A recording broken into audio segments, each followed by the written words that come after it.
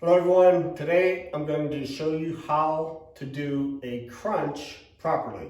So let's get started. Lay back on the floor. Keep your feet on the floor, knees bent.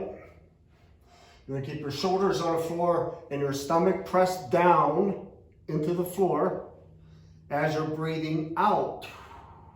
So you want to breathe out and also press your stomach down. You want to get that greater contraction in your abs. This is an upper abs exercise. So you're focusing on the upper abs here.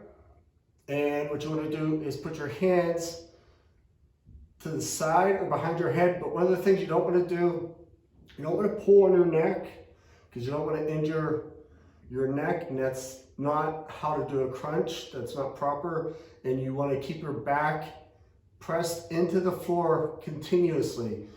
You can also injure your back that way if it's not continuously pressed into the floor. And what you do is you put your hands to the side or behind your head, breathe out, and lift your shoulders up off of the ground.